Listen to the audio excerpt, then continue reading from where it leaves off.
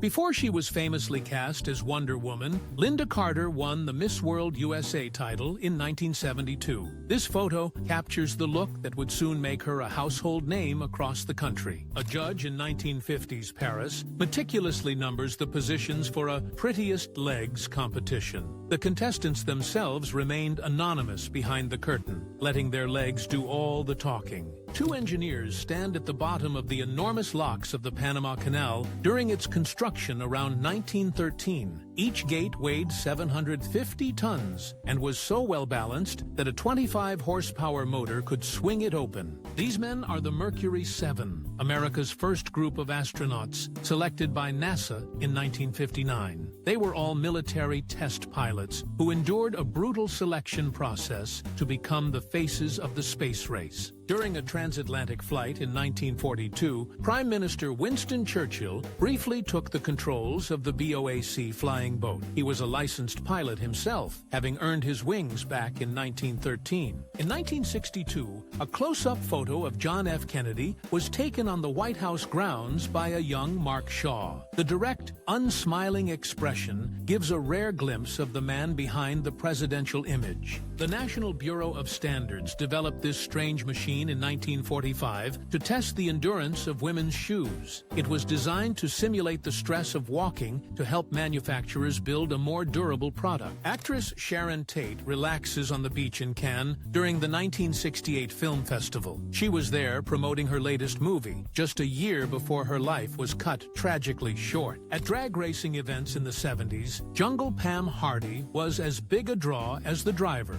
Jungle Jim Liberman. Her pre-race routine on the track became a signature part of their hugely popular act. A woman with a classic beehive hairdo stands outside the New York Public Library in the 1960s. Her style offers a stark contrast to the hippie counterculture that was also shaping the city at the time. Before landing her iconic TV role, Lynda Carter was already turning heads in the early 70s. She represented the U.S. in the Miss World pageant just before this photo was taken. Actress Jean Tierney was considered one of the great beauties of the 1940s, famous for her role in the film Laura. She refused to fix a slight overbite, which became a signature part of her unique look. The Twin Towers of the World Trade Center near their completion in the early 1970s. The massive amount of earth excavated for their foundations was used to create 23 acres of new land, called Battery Park City. Physicist Harold Agnew casually holds the 14-pound plutonium core of the Fat Man atomic bomb. Just weeks after this photo was taken on Tinian Island, that core was used in the bombing of Nagasaki. Victoria Principal is seen here in 1968, a full decade before she landed her famous role as Pamela Ewing. She spent her early years doing commercial work and small acting parts before her big break on the TV show Dallas. A 17-year-old puts on her lipstick just before her wedding ceremony in 1956. In the mid-50s, marrying straight out of high school was a common path for many young women. Construction on the Washington Monument stood at a standstill for over 2 decades due to a lack of funding and the Civil War. This 1860 photo by Matthew Brady shows the unfinished stump that dominated the D.C. landscape for years. John Lennon stands in Abbey Road's Studio 2 during a Beatles recording session around 1963. The Neumann U-47 microphone in front of him was crucial for capturing the vocals on their early world-changing albums. Actress Jane Fonda is pictured in a grocery store in the late 1960s, around the time her career was exploding. She was still a few years away from becoming Hanoi Jane, a controversial anti-war activist. A Bulgarian soldier lets out a posed battle cry for the camera during World War I in 1916.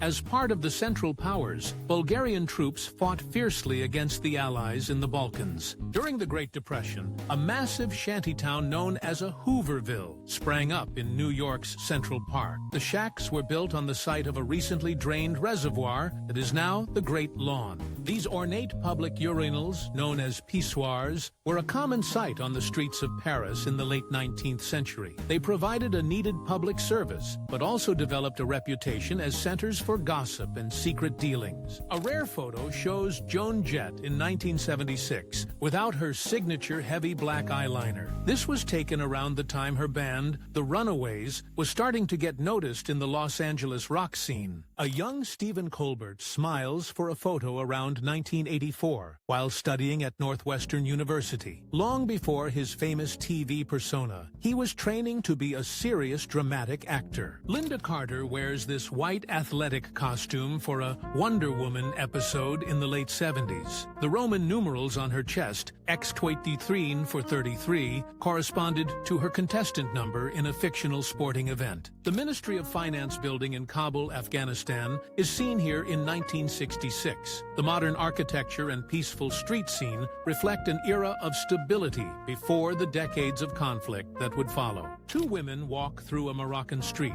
wearing the traditional haik, a cloth covering the body and face, in 1965. While Western styles were being adopted, this attire was still a common sight in the country's older city quarters. Robert Downey Jr., Anthony Michael Hall, and a teenage Uma Thurman are seen on the set of the 1988 film Johnny Be Good. For Thurman, it was one of her very first movie roles. After the fall of the Berlin Wall in 1989, Germans known as Mauerspechte, or wallpeckers, began chipping away at it with hammers. These small concrete fragments became powerful souvenirs of the Cold War's end. A young couple dances energetically along the stone quays of the River Seine in Paris in the 1950s. This kind of spontaneous public dancing was a popular pastime for young Parisians in the carefree post-war years. John F. Kennedy Jr. interviews former President Gerald Ford for his political magazine, George, in September 1995. The meeting of two major political dynasties, one Democrat and one Republican, was a significant event for the new publication.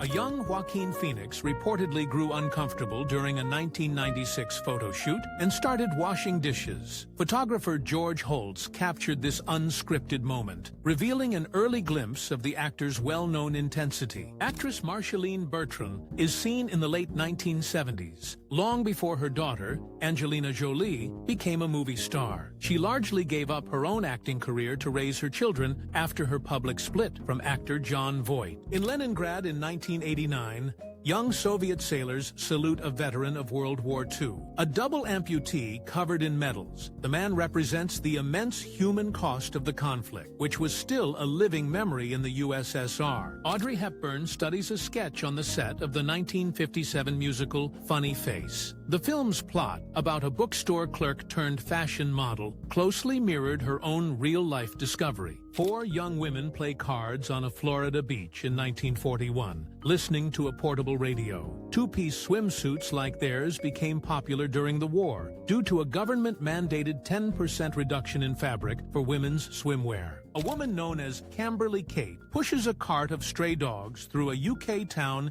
in 1962. She was a well-known local figure who dedicated her life to rescuing and caring for abandoned animals. Major Richard Dick Bong, America's top flying ace of Woytoot, sits with his wife Marge in his P-38 Lightning, which he also named Marge. He shot down 40 enemy aircraft but was killed back home in 1945 while test piloting one of the first U.S. jet fighters. Director Alfred Hitchcock serves tea to his star, Grace Kelly, on the set of To Catch a Thief in 1955. Despite his reputation for being tough on actresses, Hitchcock had a famously warm and respectful working relationship with Kelly. A Berlin U-Bahn train navigates a temporary track through the ruins of the city in September 1945. Much of Berlin's subway system was intentionally flooded by the SS in the final days of the war. In the 1890s, tree pruners known as arborists climbed massive trees without modern safety equipment. They are seen here tending to a giant American elm, a type of tree that would be nearly wiped out by disease decades later. The German Junkers G-38 airliner from the early 1930s was a marvel of aviation design.